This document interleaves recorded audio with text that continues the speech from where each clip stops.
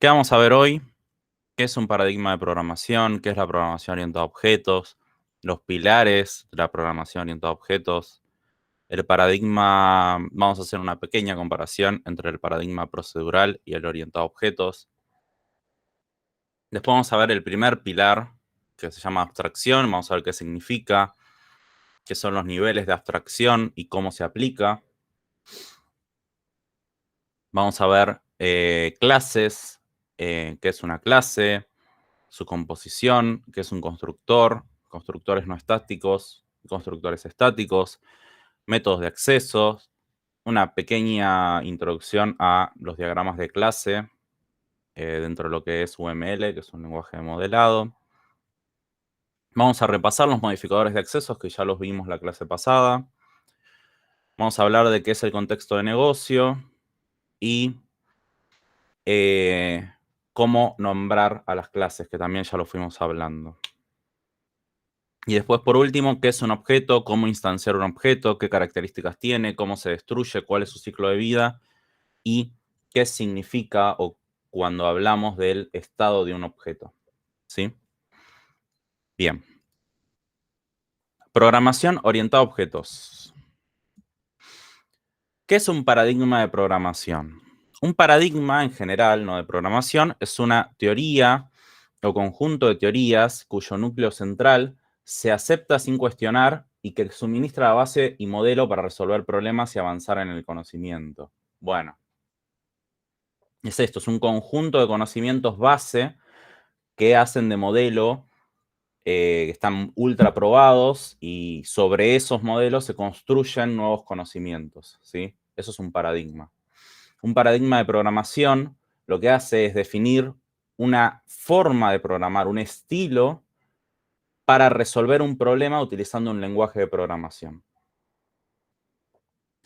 La programación orientada a objetos es un paradigma de programación y lo que propone es resolver problemas a través de identificar objetos de la vida real, sus características o atributos y sus datos, su comportamiento, sus acciones, lo que puede hacer, o operaciones también se lo puede decir, y las relaciones que forman entre ellos para colaborar y hacer a un comportamiento mayor.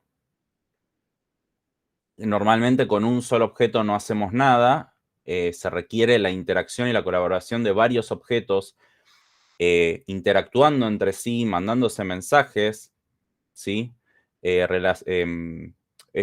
través de estas relaciones que forman entre ellos.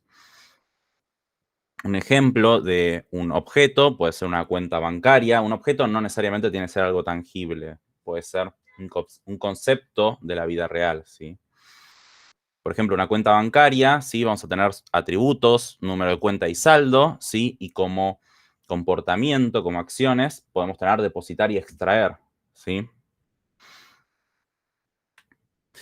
Los pilares de la programación orientada a objetos, que los vamos a ver durante la cursada, son encapsulamiento o encapsulación, ¿sí?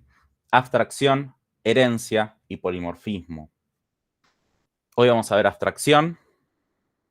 Dentro de dos, tres clases vamos a ver encapsulación o encapsulamiento. Después vamos a ver herencia y por último vamos a ver polimorfismo. Pero lo vamos a ir viendo a lo largo de la cursada, ¿sí? Sepan igual que son estos cuatro. Cuando hablamos de los pilares son estos cuatro. Después, bueno, tal vez ustedes venían, si vienen de lo que recuerdo de programación 1, por momentos tratan de armarlo medio orientado a objetos. C no es un lenguaje orientado a objetos. Y se parece más la forma de trabajar al paradigma procedural, donde uno divide unas instrucciones que le das a la máquina en funciones o procedimientos, ¿sí? Entonces, la diferencia principal es que en el paradigma procedural tenemos los datos, ¿sí? Como de acceso global, si quieren, y funciones que van usando esos datos, van tomando esos datos. Es como si estuvieran separadas las acciones de los datos, ¿sí? El paradigma orientado a objetos, los datos y las operaciones o acciones sobre esos datos se encapsulan, se guardan, se meten en una cajita llamada objeto, ¿sí? Están unidos, están dentro de una misma estructura y desde afuera de esa estructura está controlado cómo se accede y se modifica esos datos. Entonces, la principal, si quieren, diferencia, ambos generan instrucciones a la computadora, ¿sí? Y están muy enfocados en eso. Decirle a la computadora cómo hacer los cálculos, en qué orden, con qué secuencia, con qué reglas.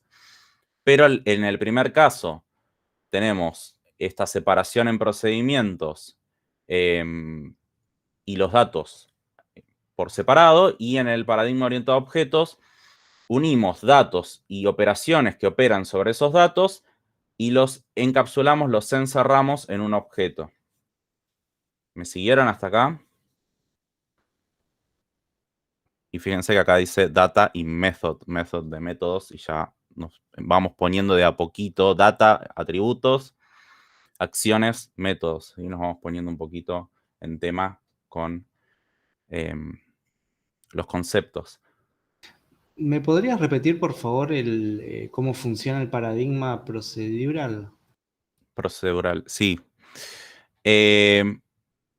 Básicamente, a grandes rasgos, estoy haciendo una simplificación de esto, ¿no? Pero a grandes rasgos, la principal diferencia es que en el paradigma orientado a procedimientos orientado a procedimientos, tenemos los datos por un lado y las operaciones o las acciones por otro, ¿sí? Y en el paradigma orientado a objetos se unen los datos y las operaciones que tienen que ver con esos datos y se los encierran en un objeto. ¿Sí? ¿No? No sé quién había preguntado. Sí, ahí quedó claro. Mazo. Bueno, ahí lo vamos a ir puliendo, y si les quedan dudas, no dejen de interrumpirme, por favor. Este apunte no está en Classroom todavía. En Classroom, en la página. Bien. Vamos a ver el primer pilar, que es la abstracción, y a ver si nos vamos entendiendo de a poquito. ¿Sí? ¿Qué significa abstracción? ¿Sí? La abstraerse, ¿sí? O abstraer, o abstracción, es la habilidad de abordar un concepto mientras se ignoran algunos de sus detalles, ¿sí? Tengo un concepto, una realidad enfrente, ¿sí? Y yo voy a seleccionar con qué me quedo de eso y cómo lo muestro en base a mi conveniencia, ¿sí?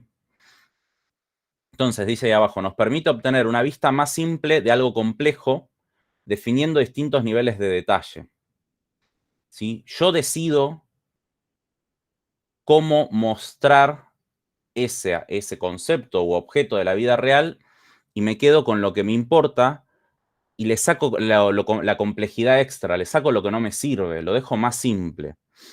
Y el nivel de detalle con que voy a hacer eso depende del contexto, ¿sí? Depende de lo que me importa. Por eso dice, hago foco en lo que me importa y descarto lo que no es relevante. Se trata de eso, la abstracción, ¿sí?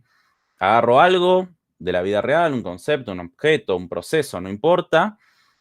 Me quedo con lo importante, me quedo con lo que me sirve y saco lo que no me sirve para restarle complejidad.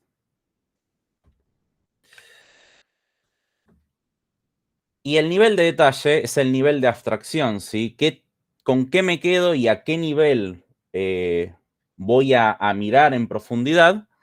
Bueno, depende de lo que yo necesite. Y por ejemplo, acá tenemos distintos niveles de abstracción de una casa, ¿sí? Tenemos la foto de la casa que nos da información de profundidad, de colores, de luces, de dónde está ubicado. Pero, por ejemplo, no nos da información de por dónde corre el circuito eléctrico, por dónde corren las tuberías de gas y de agua, ¿sí? Cuántas habitaciones tiene. Yo en la foto puedo hacer un estimado, pero no lo sé con certeza, ¿sí? Puedo decir desde afuera con qué materiales está hecho, pero desde adentro no. Fíjense que es una parte de la información de lo que realmente es esa casa. Después tenemos otra foto que representa los materiales con los que está hecha la casa. Uno puede decir, bueno, esta casa está hecha de este tipo de ladrillo, este tipo de tejas, se usa esta madera en los pisos o en las puertas, y podés entrar a ese nivel de detalle de con qué materiales está formado. Después tenemos un plano, ¿sí? Que ahí sí tenemos información de cuántas habitaciones tienen, cómo están distribuidas, cuánto miden, ¿sí? Pero, por ejemplo, no sabemos cómo se ve, de qué color es la casa, de qué color es el techo, de qué color es la puerta, o cómo se ven las ventanas, si las ventanas son, no sé, reflejan, tienen como un espejo, o son translúcidas. Después, bueno, mucho más a detalle, podríamos hablar de los elementos de los que está formada químicamente esa casa, ¿sí? Y por último, tenemos un dibujo de una casa, que es una simplificación también, es un nivel de abstracción, donde no tenemos mucha más información más allá de que es una casa, ¿sí? Un profe que tuve daba un ejemplo de un guepardo puntual, ponía un punto y decía, esto es un guepardo. Y era porque solo se quedaba con la velocidad que corría. No te seguí mucho. No, Claro, ignoraba cualquier detalle extra innecesario claro, le que interesaba no la le velocidad servía. nada más Claro. del guepardo. Y no sé, sus depredadores y sus presas, ni su clasificación en biología, ni su anatomía, ni nada. ¿Sí? Bien. Bien, exacto.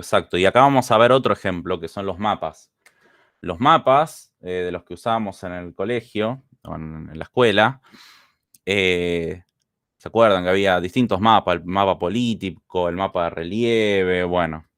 Cada uno se enfocaba, primero ya de por sí son una simplificación de lo que es el territorio nacional. Ya de por sí el mapa es una simplificación. Pero además cada tipo de mapa se enfoca en algo puntual. Uno en las divisiones políticas entre provincias y cuáles son las capitales. El otro en los relieves, ¿sí? Del terreno. Y el último es un mapa de ecorregiones, ¿sí? Que, bueno, se enfoca en fauna y flora, cómo están divididas las regiones desde un punto de vista más de ecología. Bien. ¿Se entiende qué son los niveles de abstracción? De la misma forma, vamos a usar esta propiedad, la abstracción, para diseñar nuestros sistemas orientados a objetos. Nos vamos a quedar con lo que sea importante en nuestro contexto de negocio y vamos a descartar todo lo que no sirva, ¿sí? Vamos a entender cuál es el problema y vamos a armar las clases y todo lo que compone nuestro sistema, descartando aquello que no nos sirva. Entonces, ¿cómo aplicamos la abstracción?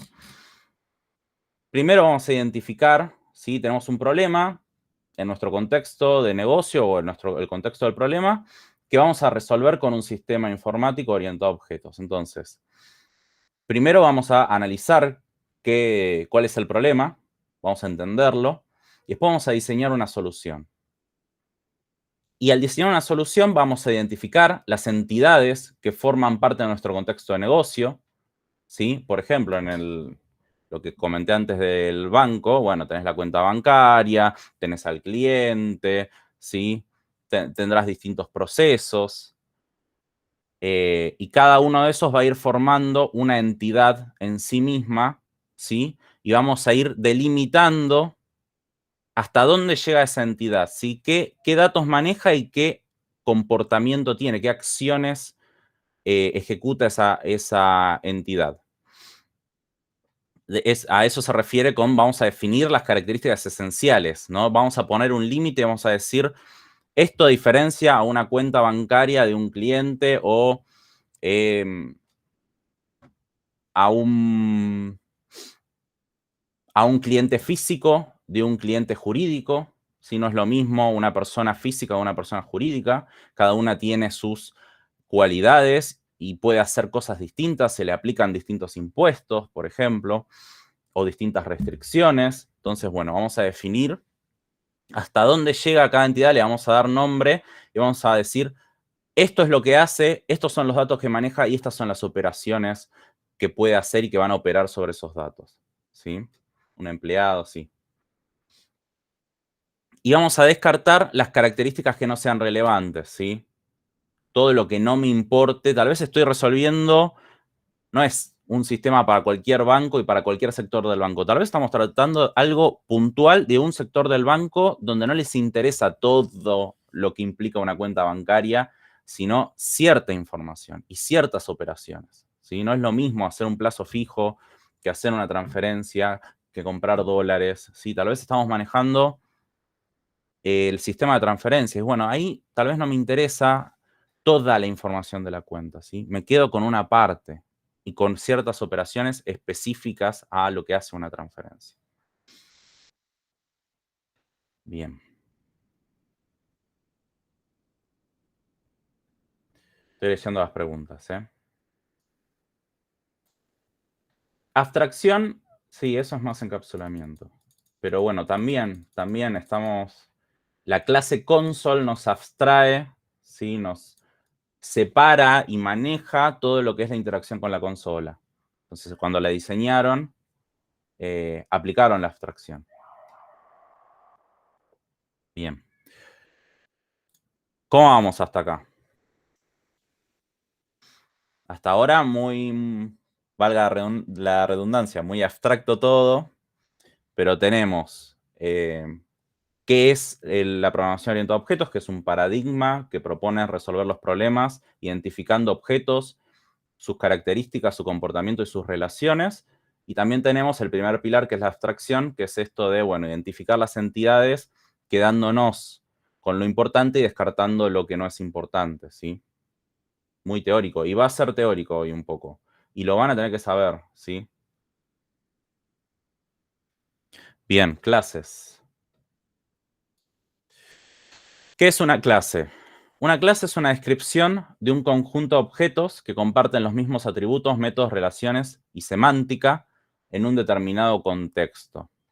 Ya vamos a desarmar esto, ¿sí? Pero lo que se tienen que quedar es que primero yo voy a aplicar la abstracción para entender el problema, para separarlo en entidades, y yo luego voy a volcar, voy a transformar esas entidades en clases. Y las clases van a ser las que definan cómo van a ser mis objetos, ¿sí? Va a definir cuáles van a ser sus atributos, es decir, sus datos, cuáles van a ser sus métodos, es decir, su comportamiento, sus operaciones, ¿sí? Cómo se relacionan con otros objetos y qué significan, ¿sí? Que es la semántica. Por supuesto, todo va a depender del contexto de negocio.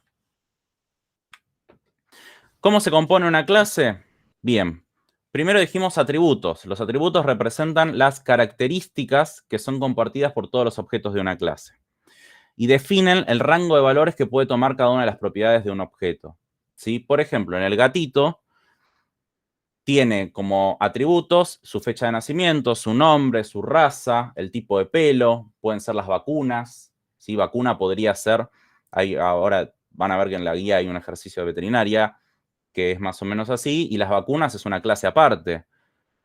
Y ahí hay una relación entre los objetos vacuna y el objeto gato, ¿sí?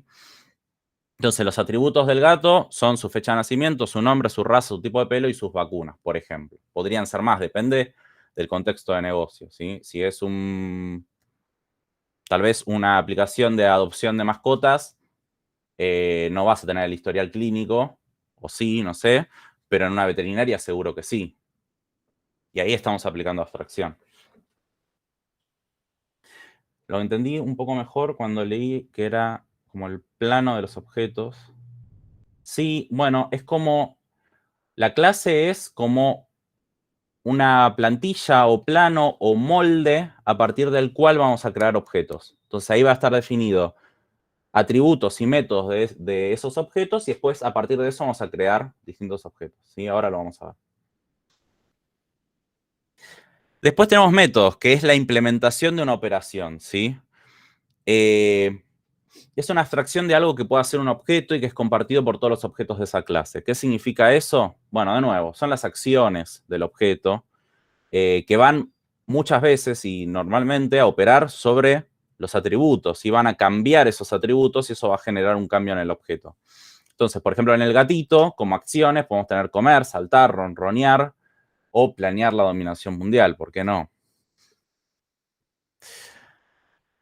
Después dijimos que había relaciones entre objetos, ¿sí?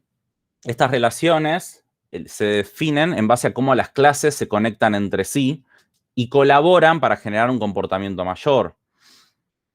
Por ejemplo, en la veterinaria uno tiene clientes, tiene veterinarios, no sé, tiene el historial clínico de cada mascota, las vacunas, los productos con su stock. Todo eso hace al sistema de la veterinaria, no hay un solo objeto. Y todo eso va a estar interactuando entre sí, relacionándose de alguna forma. Y hay distintos tipos de relaciones. No importa, ya los vamos a ir viendo muy por arriba, después más adelante lo van a formalizar en otra materia.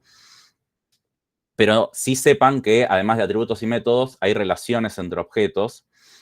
Y por ejemplo, acá tenemos que hay una clienta que tiene una mascota, clase cliente. Mascotas pueden ser gatos o perros, en este caso es un gato. Entonces, un gato es una mascota que tiene un dueño o un cliente asociado. Y además, por ejemplo, las mascotas comen alimento para gatos. Los gatos comen alimento para gatos. ¿Sí? Por ejemplo, el es un, que es una generalización, es una herencia, como dicen ahí. Después tenemos una asociación acá entre el cliente y la mascota, ¿sí? Y acá tenemos una relación de uso entre el gato y el alimento, ¿sí? Y después tenemos las... Y ahí también se podría poner una relación entre la persona y el alimento, ¿no? Claro, porque la persona puede llegar a comprar alimento, decís. Claro. Podría ser, sí. Obviamente todas estas relaciones que ahora los estoy explicando medio de forma abstracta y teórica, tienen relación con UML, sí. Después tiene una forma de implementarse en el código, ¿sí? Y semántica es el significado que va a tener esa clase, ¿sí? Y las relaciones dentro del contexto del negocio. No es lo mismo un banco como entidad financiera que un banco de una plaza, ¿sí? Se llaman igual, pero dentro de cada contexto, en la plaza es el banco de la plaza y en una entidad financiera es el banco, ¿sí? Esto ya está para poner el meme de los Simpsons. Están los bancos y los bancos. Bueno, ¿qué es un constructor? Un constructor es un método especial cuya función va a ser darle un valor inicial a los atributos de un objeto, ¿sí? ¿Y por qué es importante que exista el constructor? Bueno, para asegurarnos de que todos los atributos tengan un valor inicial válido, seguro, para que ese objeto funcione. Si nosotros creáramos los objetos y no hubiera un constructor y simplemente los dejáramos crearse y después, bueno, queda a criterio del desarrollador cargarle los valores para que funcione bien, nos exponemos a un montón de posibles bugs o posibles errores. Entonces, si yo tengo mi constructor, que ya vamos a ver que tiene un papel fundamental en la creación del objeto, que nos asegura que el objeto no se puede crear sin que primero estén bien inicializados los atributos, nos aseguramos que el objeto, al crearse, esté listo para funcionar correctamente. Entonces, ¿qué es un constructor? Un método especial que inicializa los atributos del objeto, ¿sí? Profe, ahí consulta. Mm. Eso es cuando hacemos new, por ejemplo, a alguna... Y que hagamos new y no le pongamos ningún argumento por parámetro. Igualmente, la clase inicializa y hace como toda la preparación necesaria. Digamos, no es que todos los métodos las clases necesitan que yo le indique todo para... Ahora lo vamos a ver. Sí, hay un constructor, sí, si nosotros, está bien lo que decís, Laura, si nosotros no declaramos ningún constructor, las clases ya tienen un constructor por defecto, que es un constructor público sin parámetros, que va a inicializar a todos los atributos con su valor por defecto. Recordemos que los numéricos se inicializan en 0, los tipos de referencia en null, los booleanos en false y los char en un espacio vacío, ¿sí? Ah, bueno, porque, digamos, yo lo usaba, pero la verdad es que no sabía lo que estaba pasando atrás, entonces está bueno saberlo. Ese es el constructor por defecto, es uno que está sin que nosotros hagamos nada. Ahora, en el momento que nosotros declaramos explícitamente un constructor, ya les voy a mostrar cómo, en ese momento dejó de existir el constructor por defecto, ¿sí? Se anula. Entiendo. Gracias. No sé si los demás siguieron eso. Esto es un constructor no estático, un constructor de instancia. No estático o de instancia son sinónimos. Y acá tenemos la clase estudiante, ¿sí? A ver, ahí está, la clase estudiante. Sus atributos, que ya aprendimos a declarar la otra vez, pero lo recuerdo. Primero el modificador de acceso. Los atributos, para no romper el encapsulamiento, siempre privado, ¿sí? String, ¿sí? O int, o cualquier tipo para cada atributo, ¿sí? El tipo de dato del atributo, que va a definir el rango de valores. Cuando ya les hablaba de los atributos, definen un rango de valores, bueno, es el tipo. Y después el identificador, que recuerden va en lower camel case, ¿sí? Y acá está el constructor de estudiante, que fíjense que cómo sabe que C# que es un constructor. Bueno, primero va el modificador de acceso, también puede ser public, protected, private, lo mismo que vimos en la clase pasada. Y lo que lo diferencia de otros métodos es que se llama igual que la clase. Fíjense, la clase se llama estudiante y el constructor se llama estudiante también, ¿sí? Y entre paréntesis, los parámetros de entrada del constructor.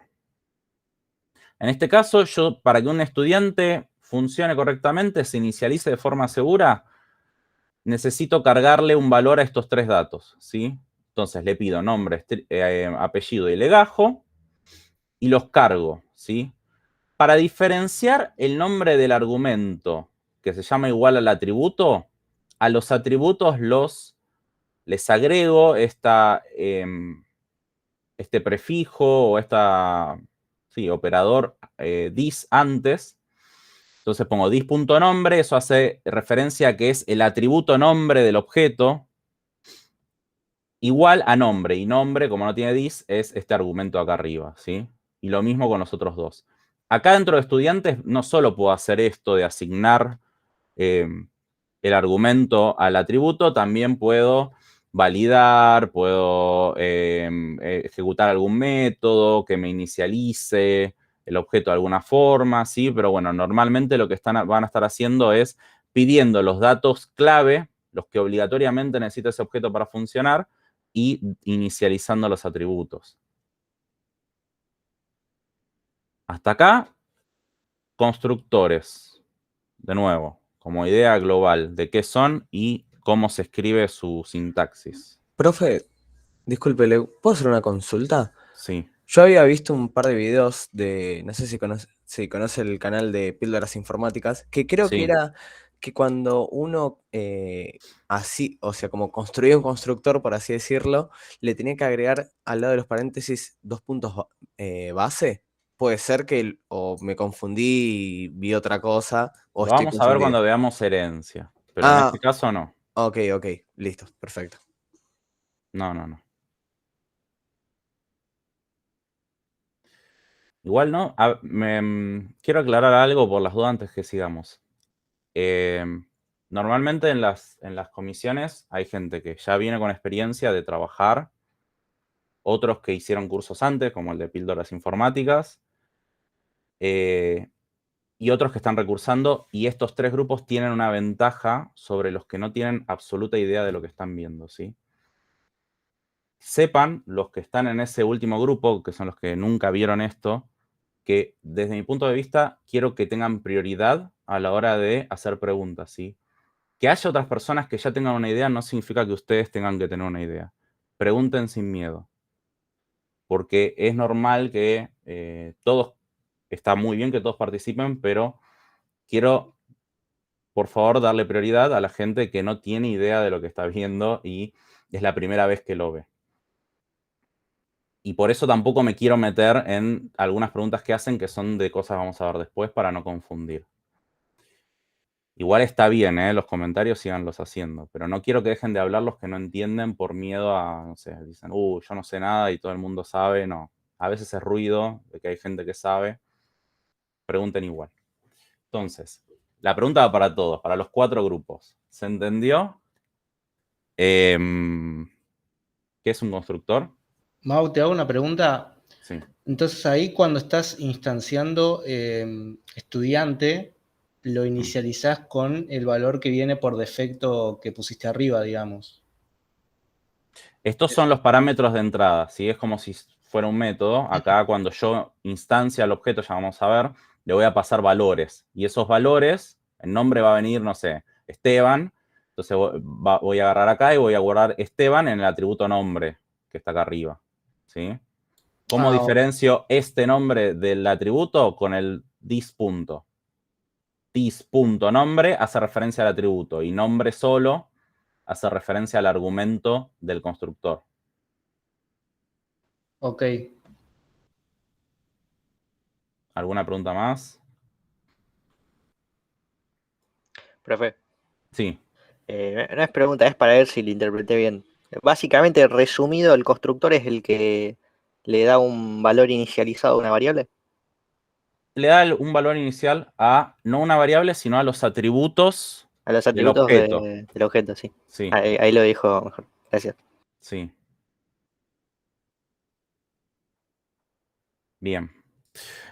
Así como están los métodos estáticos y los métodos no estáticos, están los constructores estáticos y los constructores no estáticos. Los no estáticos o de instancias son los que vimos antes. Y los estáticos se diferencian en que en su sintaxis, fíjense, el que está abajo es un constructor de instancia, no estático. Es igual, la sintaxis es igual que mostré antes, pero es otro caso. Acá a la factura le paso el monto bruto y fíjense que acá hace una operación, un cálculo antes de asignar al atributo, ¿sí? No siempre es asignar y nada más. Y fíjense que cuando no se llaman igual el atributo y el argumento, no necesariamente hay que poner el dis.punto, ¿sí? Y después tenemos arriba un constructor estático que fíjense que se diferencia en 3 cosas. Primero, no lleva modificador de visibilidad o de accesibilidad. No tiene el public o el private o lo que sea adelante. Después lleva la palabra reservada static, igual que los atributos estáticos, igual que los métodos estáticos, igual que las clases estáticas, ¿sí? Y después, todos los constructores, tanto los estáticos como los no estáticos, mismo nombre que la clase. Y por último, no lleva, esto no es casualidad, no lleva parámetros de entrada. No lleva parámetros de entrada. Y ahora vamos a ver por qué. Los constructores estáticos se invocan una sola vez, una única vez y nunca más durante la ejecución del programa, ¿no? En la primera interacción con la clase, o sea, la primera vez que en el código se interactúa con esa clase, se va a invocar el constructor estático.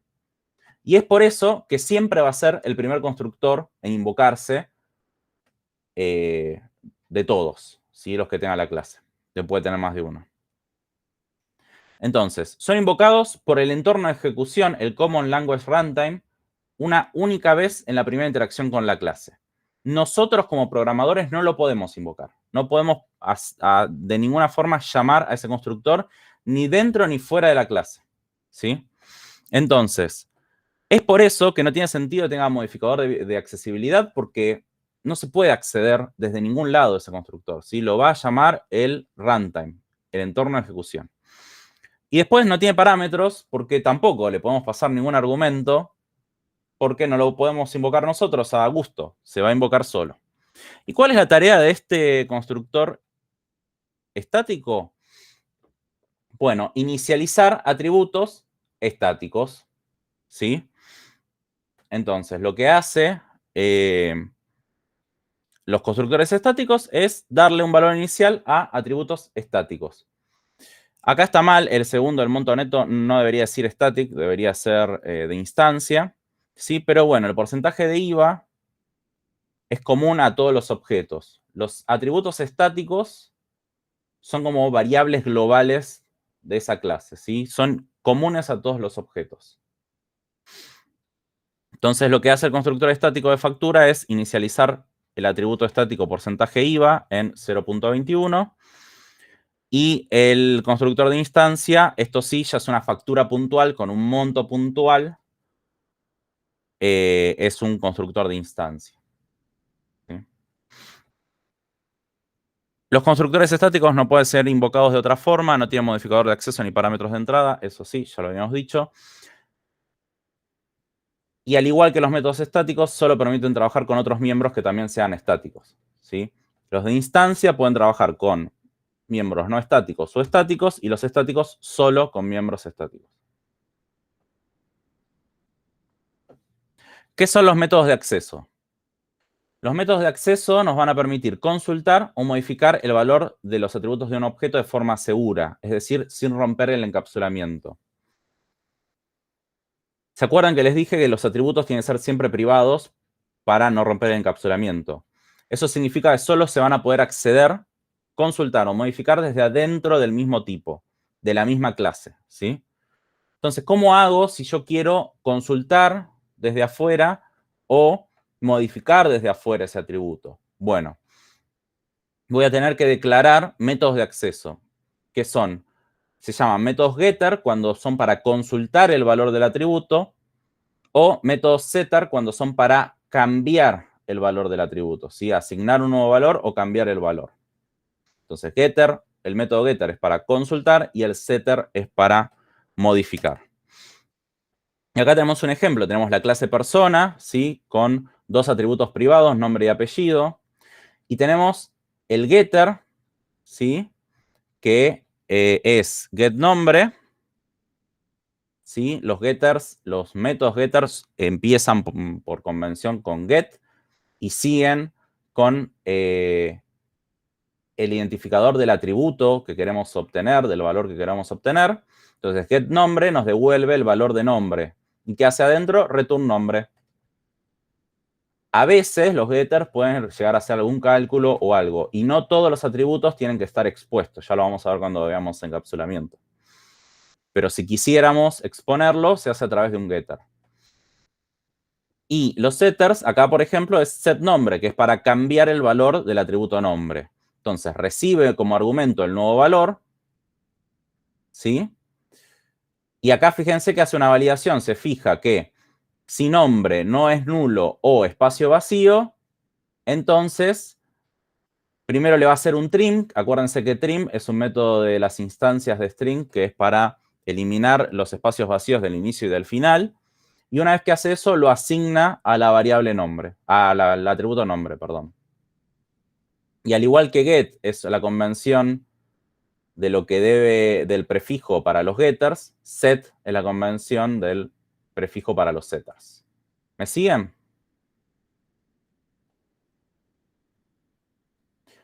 No es necesario. Cuando uno no tiene... A ver, lo puedes poner y no pasa nada. Está perfecto, ¿sí? Es más, hasta el cuatrimestre pasado les pedíamos obligatoriamente que en todos pongan this punto. Pero la verdad es que es redundante, ¿sí?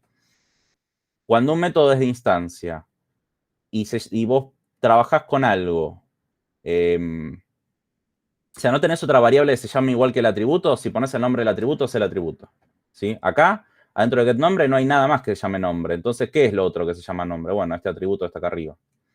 Depende en setNombre, como el argumento se llama igual que el atributo, tengo que diferenciar el atributo del argumento usando el this.punto, ¿sí?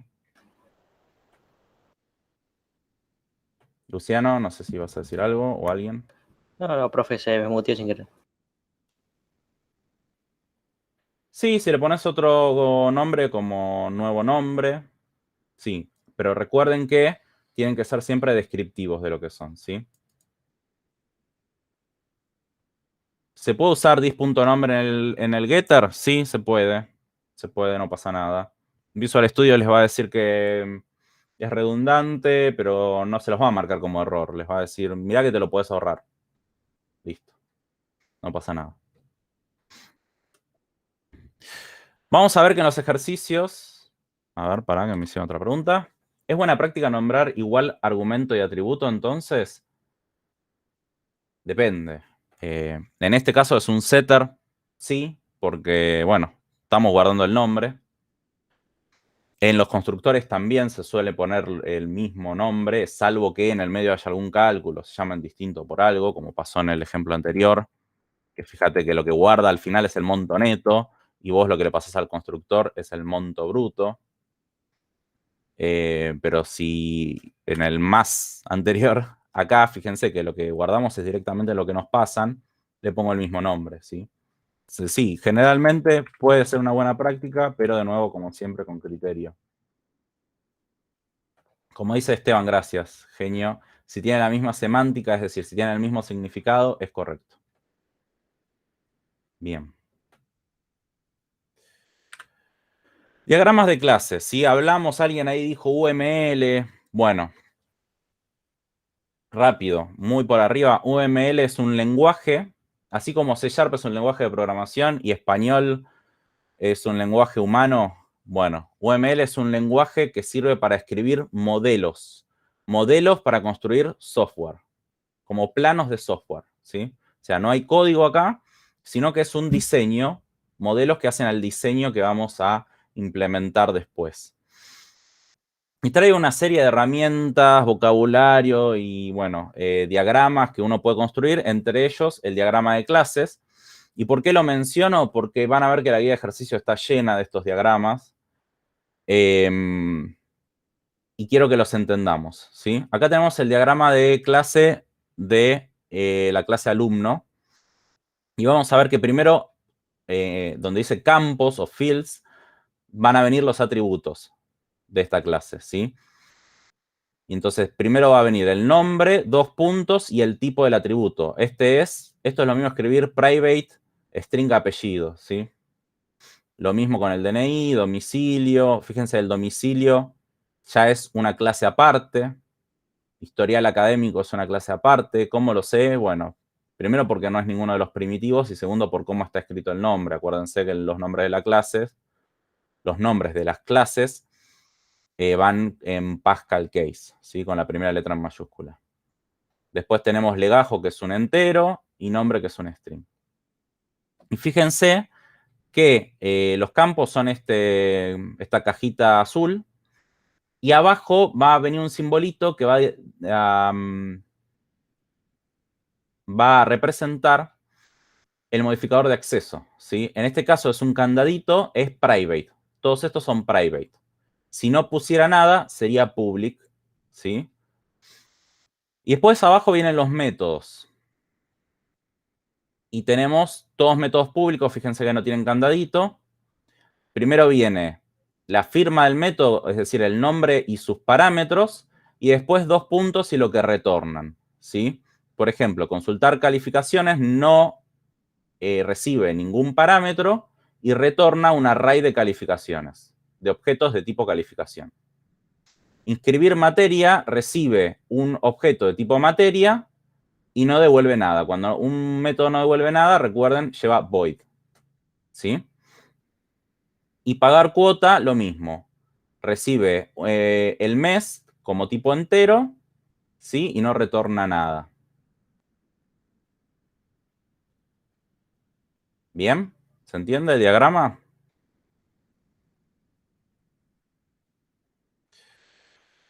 Así van a ver diagramas en un montón de ejercicios y lo importante es que entiendan eso, que primero vienen los atributos, que lo que va después de los 2 puntos es el tipo del atributo, que entiendan los modificadores de accesibilidad y que entiendan, bueno, los métodos lo mismo, que reciben y que devuelven. Repasemos los modificadores de acceso, que ya los vimos la clase pasada, pero bueno, los volvemos a ver y esta vez les agregamos el iconito que va en el diagrama OML, ¿sí? Public sin icono, ¿sí? Acceso público desde cualquier lado. Después tenemos private, candadito, acceso solo dentro de la misma clase, dentro del mismo tipo. Protected, asterisco, accesible desde la misma clase o clases hijas, que ya lo vamos a ver con herencia de nuevo. Internal, corazoncito, accesible solo desde el mismo proyecto o desde el mismo ensamblado, ¿sí? Entonces, si tenemos el proyecto de consola, el proyecto de biblioteca de clases, y en el proyecto de biblioteca de clases tenemos algo marcado como internal, no se va a poder acceder desde el proyecto de consola. Contexto de negocio o dominio, ¿sí? Bueno, esto es el contexto del problema, ¿sí? Voy a construir una aplicación, bueno, ¿para qué? ¿Para quién? ¿Qué problema va a resolver? ¿Qué necesidad va a resolver, no? Entonces, el contexto de negocio, esto está muy relacionado a lo que es abstracción, va a determinar qué es lo importante y qué no. Y en base a eso, vamos a definir nuestras clases. Entonces, por ejemplo, estos tres usuarios, si quieren, me representan. Yo soy, bueno, o era alumno de la facultad, soy contribuyente de AFIP, porque, bueno, facturo para la facu y además trabajo en relación de dependencia. Y además soy un usuario, por ejemplo, de un e-commerce, de Mercado Libre, ¿sí? Pero los datos de lo que hacen a mi persona, los atributos y las operaciones de lo que yo puedo hacer, son representados de distinta forma, depende del contexto de negocio. En la facultad, lo que puede importar de un alumno es, por supuesto, su apellido, su DNI, su domicilio, su historial académico, su legajo, ¿sí? A la FIP no le importa tu historial académico y a Mercado Libre tampoco, ¿sí? Entonces, fíjense que en las otras dos diseños no está eso. Y después tiene métodos como consultar calificaciones, inscribir materia, pagar cuota, de nuevo, muy específico del contexto de negocio, de la facu. No le importan, no importan en los otros contextos, ¿sí? Ahora, en la FIP, por ejemplo, el domicilio electrónico, el domicilio fiscal, el quit, ¿sí? La categoría del monotributo son importantes. Y a la facu no le importa todo eso, pero a la FIP sí. Y las acciones de pagar monotributo o realizar declaración jurada, lo mismo, ¿sí? Son específicas de ese contexto de negocio. Y en Mercado Libre, bueno, por ejemplo, podemos tener la lista de deseados, que es un array de productos, que en los otros dos contextos no viene a cuento, y acciones como comprar y vender producto, ¿sí? Repaso nada más, porque ya lo había nombrado. ¿Cómo nombrar clases? Grafía Pascal, es decir, primera letra en mayúscula y siguientes palabras compuestas también con la primera letra en mayúscula. Uso de sustantivos. Las clases, siempre un sustantivo en singular. Lo mismo, los atributos, sustantivos también, singular si son solo uno, plural cuando son colecciones o arrays. Los métodos, siempre verbos, siempre acciones, ¿sí? Bueno, y nombres descriptivos para todo, ¿sí? Para todo. Ya falta poquito, paciencia. ¿Qué es un objeto? Y acá vamos a cerrar un poco la idea, ¿sí? Dijimos que ya teníamos clases que nos definían los objetos con sus atributos, métodos, etcétera, sus constructores. ¿Pero qué es un objeto? Venís hablando, Mauricio, de objetos desde que empezó la clase y todavía no me decís que es un objeto. Bueno, porque había que entender un poco todo, ¿sí? Los objetos son estrictamente instancias de una clase, manifestaciones concretas. Por ejemplo, de un plano de una casa pueden salir muchas casas puntuales. Imaginemos esos barrios, viste, que salen en las películas de Estados Unidos, todas las casas son iguales, todas se hicieron con el mismo plano, se ve, son todas exactamente igual, pero no son la misma casa. Cada una tiene su dirección, adentro vive gente distinta, seguramente adentro le hicieron modificaciones, refacciones, contienen muebles distintos, ¿sí? Están en calles distintas, tal vez. Una está en una calle y la otra está a la vuelta. Entonces, de una misma clase, lo que quiero decir con esta analogía, pueden salir múltiples manifestaciones concretas de un objeto. Por ejemplo, de una clase persona, puedo salir yo, Mauricio Ceriza, Esteban Prieto, Gonzalo Salinas, Lautaro Galarza, Laura Carelli, no sé, leo rápido los nombres, por decir algún nombre. Todos son personas, todos tienen nombre y apellido, todos tienen DNI, una fecha de nacimiento, sí, pero son son entidades individuales, independientes, que le van a dar un valor puntual a cada uno de esos atributos. Las clases son el molde o plano a partir de las cuales se van a crear los objetos. ¿Se entiende? Y estas dos unidades, la clase y el objeto, son los pilares fundamentales sobre los cuales se va a construir todo el paradigma orientado a objetos y toda la programación orientada a objetos. Por ejemplo, tenemos la clase mascota, que tiene 3 atributos: especie de tipo string, fecha de nacimiento de tipo datetime y nombre de tipo string. De esta clase yo puedo sacar n cantidad de mascotas individuales, ¿sí? Que van a compartir todos los mismos atributos, pero cada uno va a tener un valor específico, ¿sí? Por ejemplo, Salem, bueno, en este ejemplo está Salem, Perry, Fatiga y Buddy, el perro que jugaba al básquet. Igual no sé, depende de la edad de cada uno, no sé si llegan a algunos de estos. Entonces, a todos, muy bien, muy bien, muy bien. No tenemos ningún centennial recién salido del cole, ¿no? Bueno, yo igual tampoco soy tan viejo, así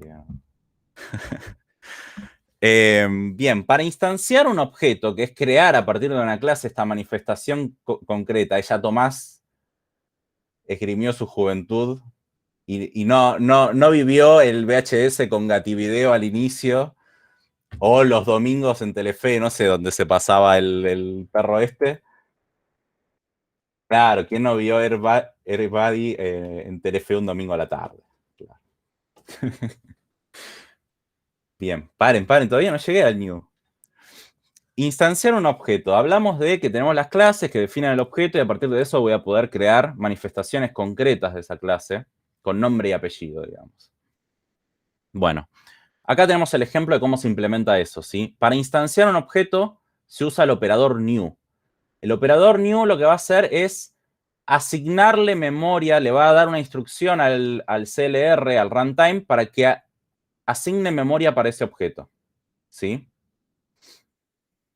Entonces, primero tenemos la declaración de una variable de tipo gato, y en la segunda línea, esto se puede hacer todo en una línea, obvio, pero lo separé a propósito, le digo, a esa variable asignale un objeto de tipo gato. Entonces pongo new, el tipo de objeto, y seguido se invoca el constructor. En este caso es un constructor que no recibe nada. Entonces, un constructor sin parámetros, van los paréntesis vacíos. Si el gato recibiera nombre, acá iría Félix, o Garfield, o Salem, o el nombre que le quieran poner, Pelusa, no sé, nombre de gato que le quieran poner. Y entonces, así se instancia un objeto y se asigna a una variable de ese tipo, ¿sí? Una vez instanciado, voy a poder invocar a sus atributos y métodos de instancia, es decir, los no estáticos. Acuérdense, los estáticos, como el bright lines, se invocan a partir del nombre de la clase. Los métodos no estáticos o de instancia, primero necesito instanciar un objeto y luego, a partir de la referencia de ese objeto, que está guardada en la variable Félix en este caso, puedo llamar a sus métodos, por ejemplo, el método comer. ¿Cómo? Bueno, variable punto, nombre del método y paréntesis, como veníamos haciendo, ¿sí? Y por ejemplo, acá en el BrightLine estoy llamando a un atributo, fecha de nacimiento, ¿sí? Félix.fecha de nacimiento. Bueno, vamos a instanciar, vamos a mostrar un poquito de código, o hasta acá venía como cargado. Entonces vamos a instanciar. Vamos a crear un nuevo proyecto, le vamos a poner, vamos a crear una aplicación de consola. Vamos a crear una aplicación de class library, ¿sí? Como veníamos haciendo, le voy a poner de nombre, de nuevo, biblioteca, como la otra vez.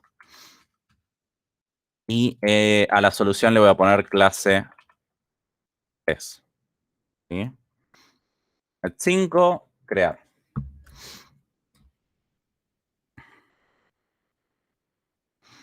Bien, y me creó una clase, ¿sí? De nuevo, esto control RR, le puedo poner de nombre el mismo que estaba acá en el ejemplo que lo perdí. Le vamos a poner mascota, que va a tener especie, fecha de nacimiento y nombre. Perfecto. Entonces, public class. Public class. Y acá le voy a poner mascota. Listo, tengo mi clase mascota. ¿Qué tienen las mascotas? Private, string nombre. Tienen nombre. Private, date, time, fecha de nacimiento. Tienen fecha de nacimiento, que es de tipo datetime. Acuérdense de la clase anterior. Es el tipo de datos que se usa para manejar fechas en C#. Private, especie era, ¿no? String especie. Y después vamos a tener un constructor. Public, mascota. El constructor se tiene que llamar igual que la clase. Y va a recibir el nombre, la fecha de nacimiento y la especie, ¿sí? Cuando yo declaré este constructor, o sea, si hasta ahora yo no declaré nada, ¿sí? Vamos a comentar esto y vamos a crear un proyecto de... Perdón, que me salteé, pero creo que esto va a ser bueno. Voy a crear otro proyecto que va a ser de tipo consola. ¿Sí? Tengo una biblioteca de clases y ahora voy a crear un proyecto de consola. Le voy a poner vista como la otra vez. Listo. Voy a referenciar, ¿se acuerdan? La biblioteca en el proyecto de consola, add project reference. Esto lo vimos la clase pasada. ¿Y dónde quedó? Uf, colgó. Bueno, se suspendió la clase. Seguimos mañana. No sé. Profe, Sí, nada que ver, pero mientras se descuelga de curioso nomás, sí. ¿qué PC tiene usted? Procesador y eso. Es ¿Tenés idea? un Ryzen 5. No me acuerdo qué generación, creo que la 3. ¿Por qué? No, nada, de curioso nomás. Pero, ¿qué? ¿Y tarjeta de video? Y la tarjeta tengo una 3070. ¿Dónde la conseguiste? No. La compré antes que valga el triple, como vale ahora. En 2019. Antes de que las criptomonedas volvieran a ser populares. Bueno, murió. ¿Qué hacemos? Lo cierro. Ahí está. Bueno, vamos de nuevo.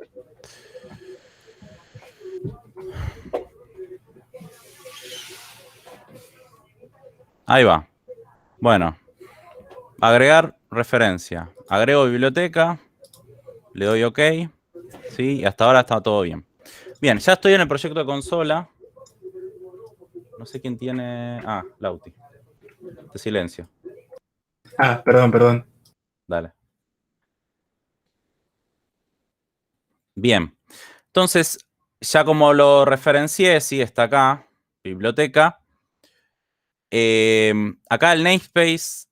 Ya vimos que es un namespace, ¿no? Sí. Le puedo cambiar el nombre y le puedo poner veterinaria, por ejemplo. ¿Sí? Si quiero. Para demostrar que no se tiene que llamar igual que el proyecto. Entonces voy a poner using veterinaria, ¿sí? Y acá lo que voy a hacer es instanciar mi primer gatito, que va a ser Félix, ¿sí? Entonces, no, mi primera mascota.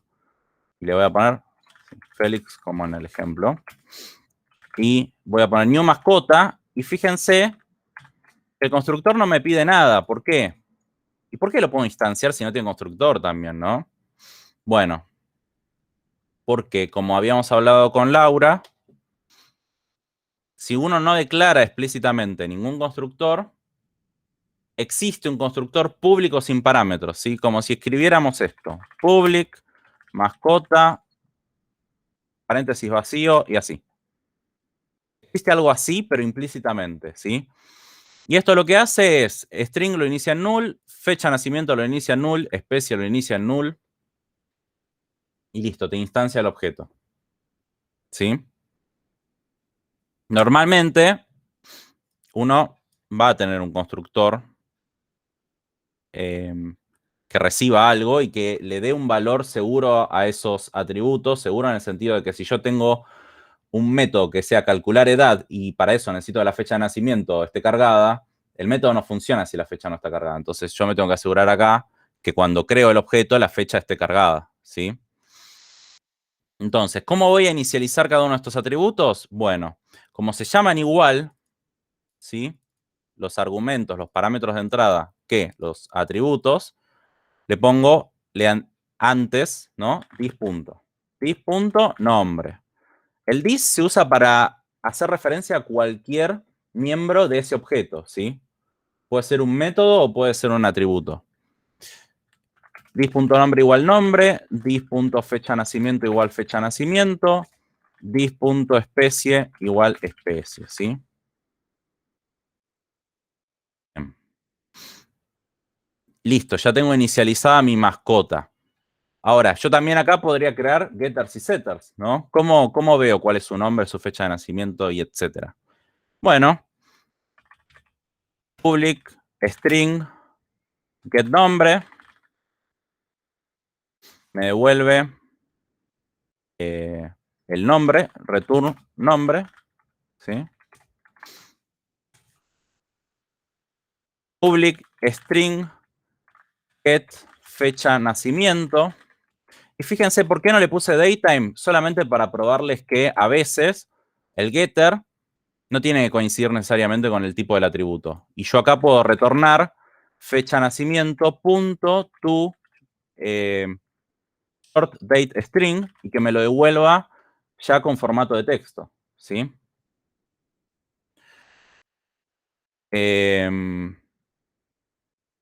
Y la especie, ¿sí? Entonces, public string get especie, returna especie. Y ahí tengo publicados mis 3 atributos, ¿sí? Entonces, voy al program, ¿sí? Ya mascota no le gusta. Fíjense que el constructor por defecto dejó de existir porque le declaré otro. Entonces, ahora sí le tengo que pasar nombre. Félix, coma. Fecha de nacimiento, new datetime porque los datetime también los tenemos que instanciar, aunque son estructuras, son instancias de una estructura. Y tiene varios constructores datetime, lo van a ver acá en el IntelliSense, ¿sí? Ya vamos a ver cómo hacer eso mañana. Entonces le voy a poner que, no sé, nació en 1990, no sé, el 1 de enero, ¿sí? Y por último, la especie le voy a poner gato, ¿sí? Entonces, console break line, ¿sí? String interpolado. Y voy a poner felix.getNombre. Nació el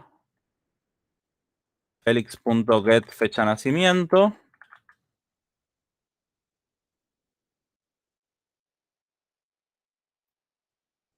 Y creo que lo puedo hacer así. Ahí está. Y es un... Voy a poner minúscula. Y es un felix.getEspecie. ¿Sí? Vamos a ver qué sucede con esto. ¿Qué pasa? Creé primero el proyecto de biblioteca y está marcado para iniciar desde ese proyecto. Bueno, las bibliotecas de clases, 1920, bueno, 1920.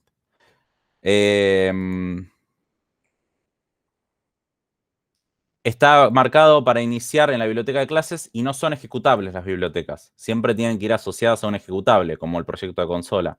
Entonces, clic derecho en vista, set as startup project, ¿sí? Marcar como proyecto de inicio. Bien, entonces lo inicio. Y van a ver que dice, Félix nació el 1 de enero de 1920 y es un gato, ¿sí? ¿Por qué? Porque todos esos datos que son propios de mascota, ¿sí? Viven dentro de ese objeto de tipo mascota. Y yo puedo crear otros. cada uno va a tener sus propios datos y su propia vida, así como nosotros. O sea, cada uno va a nacer y morir en un momento preciso y de forma independiente, y sus atributos van a variar de forma independiente, ¿sí? A diferencia de todo lo que es estático, que es compartido por todos los objetos de esa clase y por toda la clase en general. Entonces acá le puedo poner Salem, ¿sí? Entonces pongo Salem. Este sí puedo poner que nació en los 90. Sí, en septiembre, sí, el 21 de septiembre, el día de la primavera. Sí, también es un gato. Y después puedo poner a Buddy, que creo que se escribe así, Buddy. Es perro, no es gato. Y no sé, este nació en el 94. Y le vamos a poner, no sé, diciembre. ¿Sí? Bueno, basta con las correcciones de... Ah, no, esperen. Me distraen y se atrasa la clase. Entonces, en vez de Félix, ¿sí? Este va a ser Salem. Fíjense que comparten el mismo constructor, los mismos atributos y los mismos métodos, pero cada uno es un objeto individual y dentro de sus atributos van a tener datos distintos, o no, podrían tener los mismos, pero siguen siendo objetos individuales, ¿sí? Y está todo junto, los datos y los métodos que operan sobre esos datos, y todo forman una entidad que dentro del contexto de la veterinaria es una mascota. Entonces, fíjense que cada uno, Félix nació en 1920 y es un gato, Salem nació en el 90 y es un gato, y Buddy en el 94 y es un perro. ¿Lo ven? Hasta acá algo no se entiende. Esto es muy importante porque esto ya es cómo lo van a implementar ustedes en el código. Lo otro, todo lo que venía antes, se los voy a tomar en el examen teórico. Pero esto ya es Labo, ¿sí? ¿Se ¿Podríamos entiende? mostrar un ratito la biblioteca? Sí.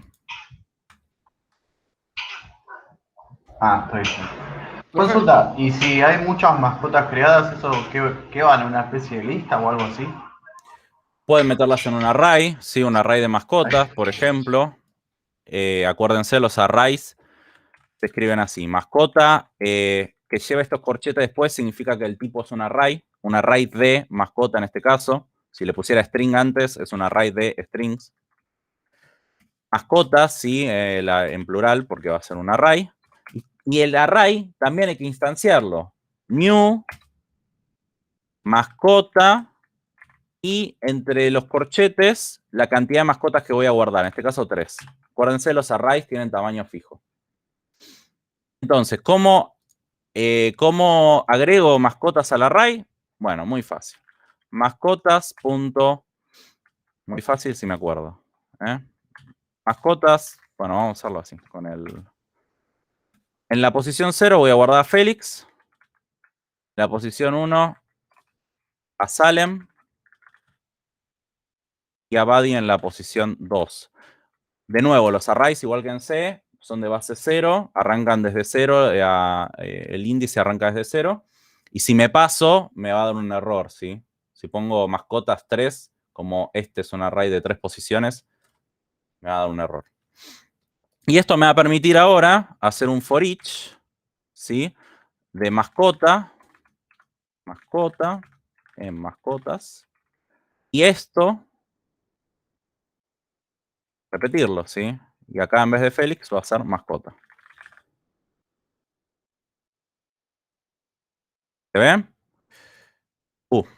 Esperen que borré algo.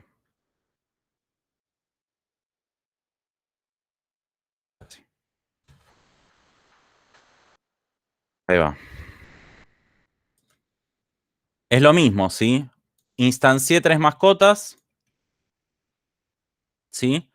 Las instancié en array, las fui agregando al array y recorrí el array. Esto también lo puedo hacer directamente acá abajo, ¿sí? Por ejemplo, a Buddy lo puedo directamente asignar, no es que lo tengo que guardar sí o sí en una variable. Directamente lo puedo instanciar y guardar dentro del array, ¿sí? Y es lo mismo. ¿Sí? ¿Alguna duda más? Profe, una pregunta. Sí. En propiedades, ¿viste que vos habías puesto de una forma? Que era tipo método. Después si vos pones prop directamente por IntelliSense, te dice public int, my property, y después te dice entre corchetes el get y el set. Sí. Vos lo Lo pusiste vamos para a ver en la clase 6. pensé que lo habías puesto para algo en especial.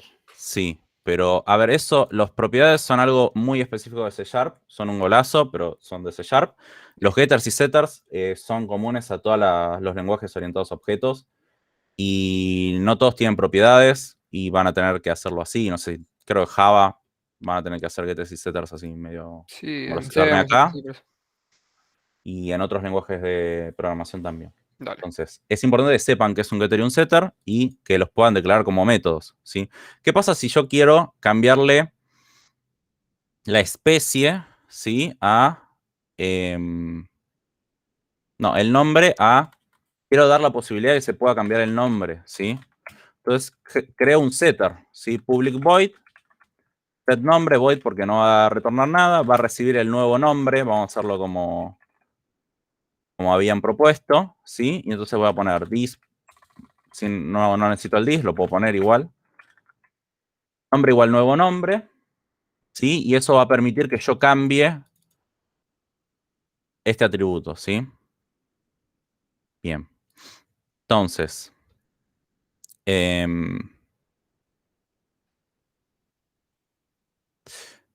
por ejemplo, no sé, puedo cambiarle el nombre a la mascota 2, ¿sí? Entonces pongo mascotas en el índice 2, punto.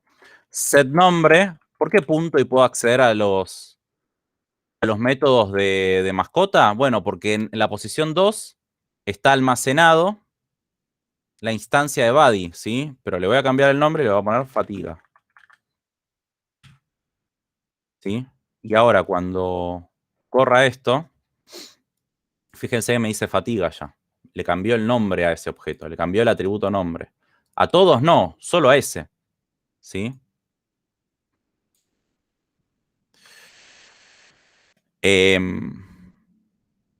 Ojo, antes de hacer esto, ¿sí? Acá porque lo instanciamos, pero si están adentro de un for each, ¿sí?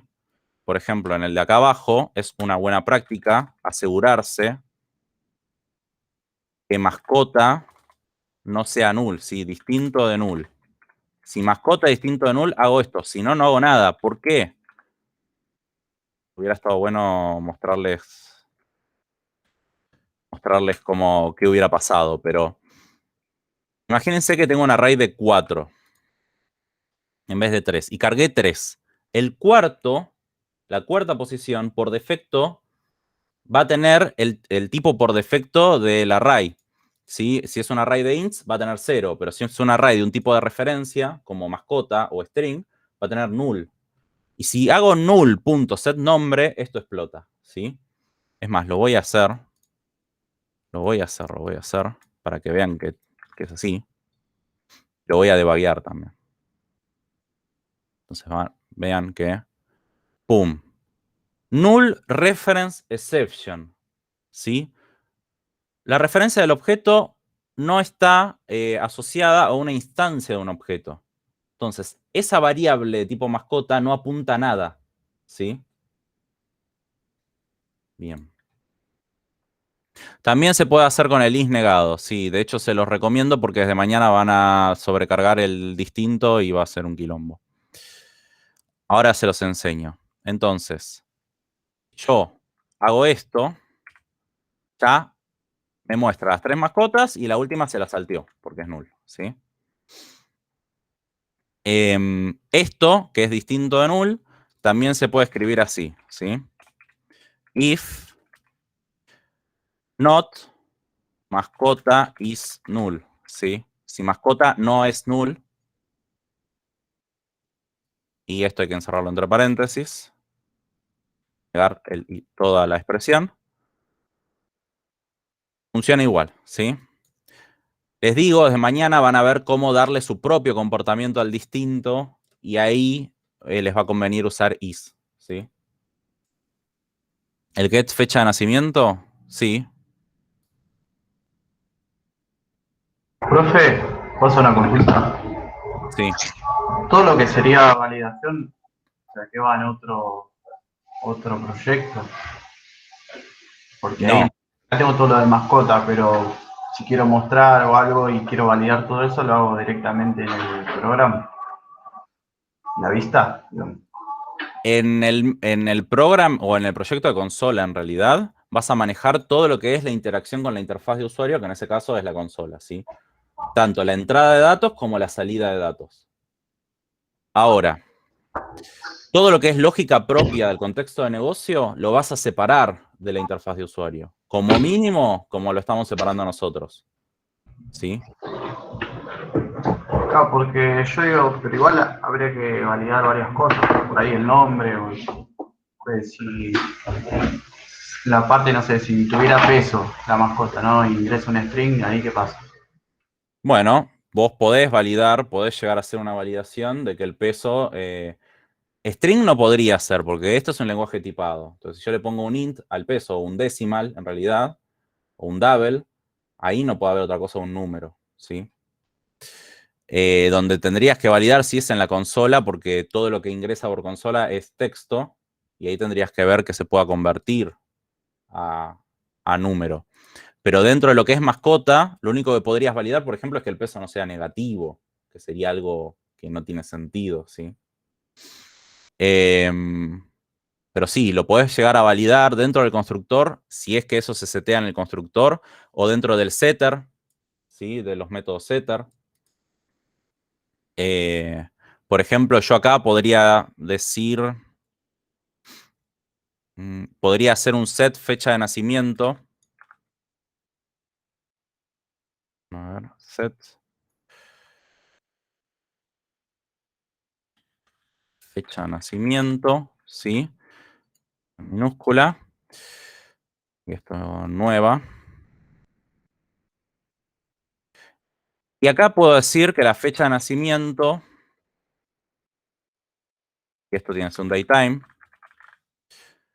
que la nueva fecha de nacimiento, sí, fecha de nacimiento es mayor o igual, mayor en realidad, a datetime.today, que es la fecha de hoy, return false, y le pongo bool acá. Esta es una forma de validar media primera parte de la materia, después vamos a ver otras.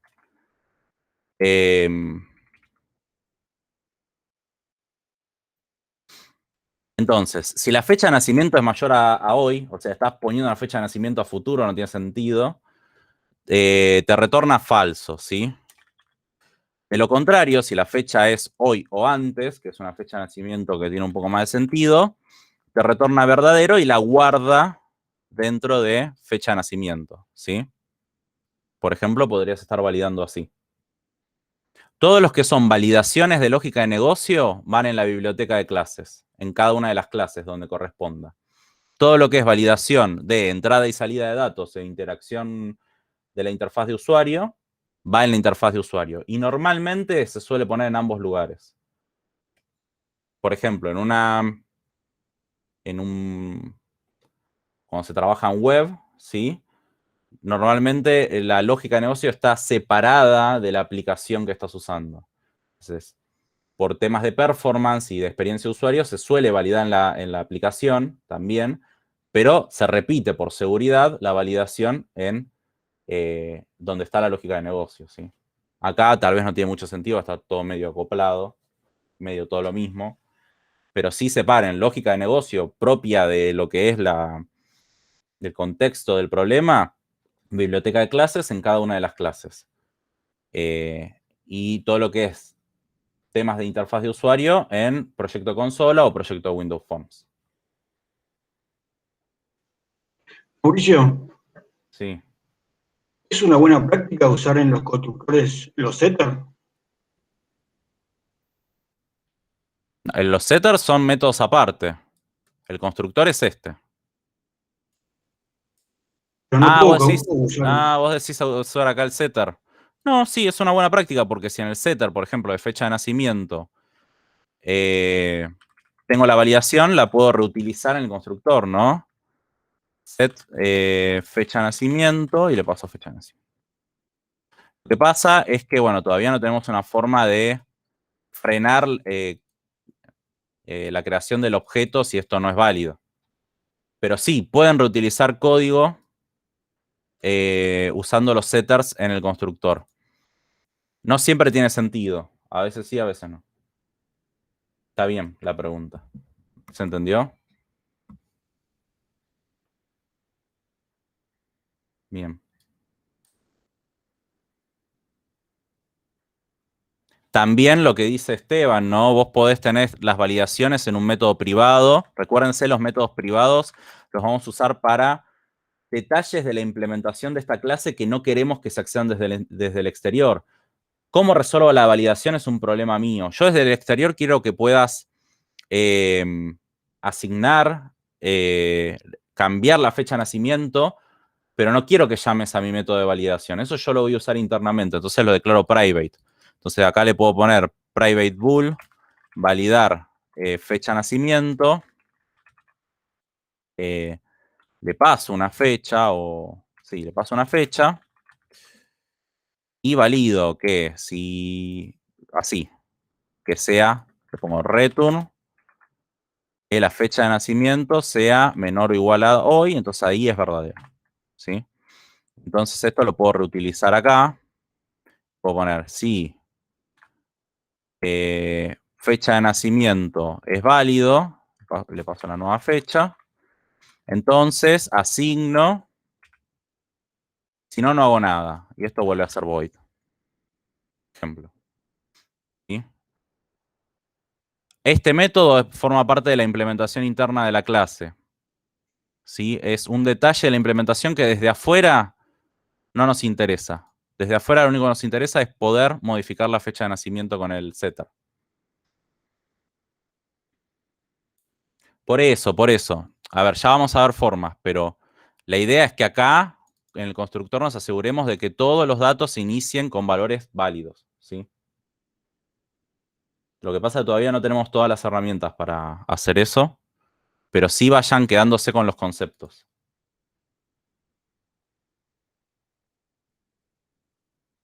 Bien, creo que no quedan preguntas. ¿Alguna pregunta más? Si no, seguimos.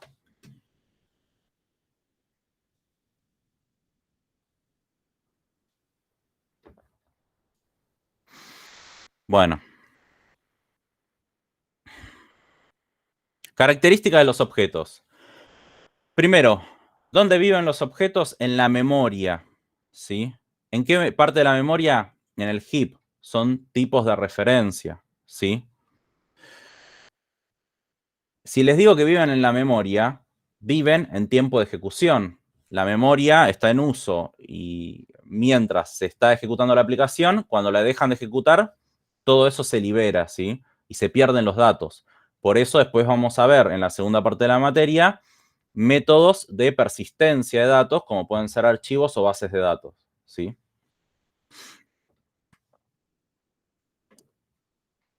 Los objetos tienen identidad, ¿sí? La identidad, ya les dije, por ejemplo, tenemos clase gato y tenemos a Félix, a Salem y algún gato más, a Garfield.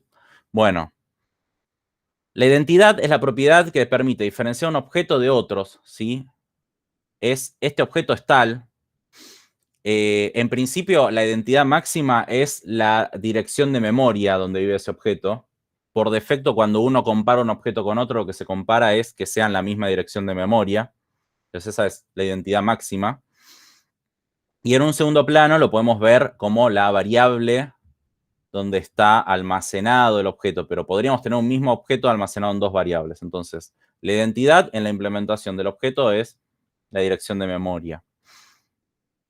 Los objetos de un mismo tipo, es decir, de una misma clase, comparten las mismas propiedades, pero almacenan valores independientes como acabamos de ver.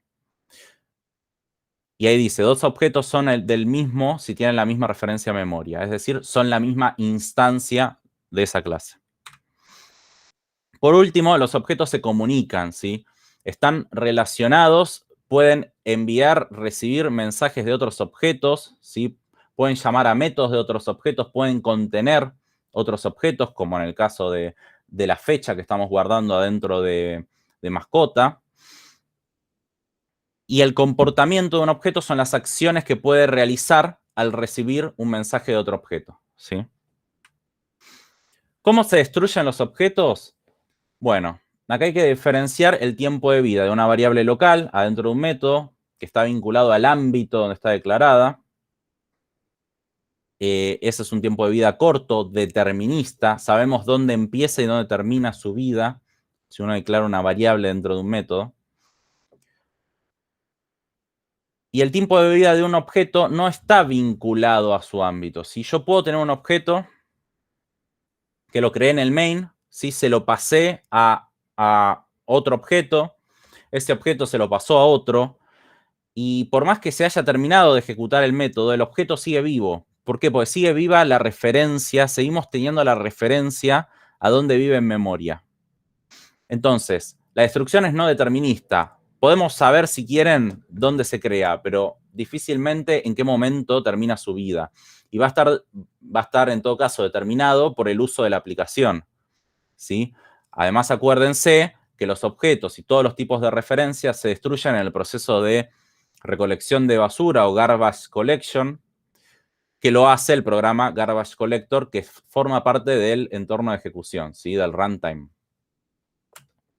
Entonces, el tiempo de vida de las variables locales es determinista y es corto en general, y el tiempo de vida del objeto no está vinculado al scope, es más largo, es no determinista, o puede ser más largo, y se van a destruir una vez que perdamos la referencia al objeto, la dirección a memoria, y pase el garbage collector y lo libere, ¿sí? Libere esa memoria.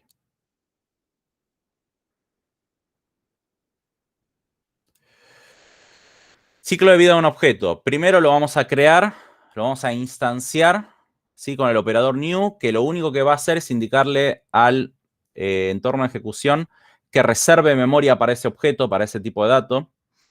Segundo, el constructor se va a encargar de inicializar los atributos del objeto con valores seguros, y solo eso. El new reserva memoria, el constructor inicializa los atributos. Cada uno tiene su tarea y se necesitan juntos para crear el objeto. Se necesitan los dos, el operador new y la llamada al constructor, para que se pueda crear un objeto. Una vez creado, podemos acceder a sus atributos, propiedades, métodos, todos los miembros públicos del objeto, ¿sí? Desde afuera de la clase, todos los públicos. Y por último, cuando perdamos la referencia, el garbage collector, que forma parte del CLR, se va a encargar de liberar la memoria ocupada de ese objeto, ¿sí?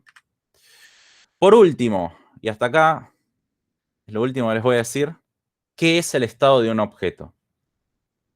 El estado de un objeto son los valores que toman sus atributos en un determinado momento, como si le sacáramos una foto, una instantánea, ¿sí?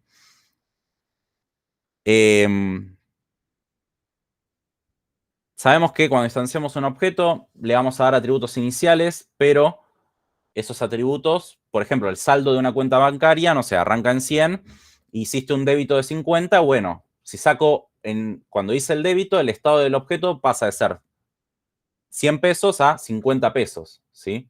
El estado del objeto ahora es 50 pesos, tiene un saldo de 50 pesos, y probablemente todos sus atributos siguen igual, pero el saldo cambió y entonces el estado del objeto, que son los valores que toman sus atributos, en ese momento cambió, ¿sí?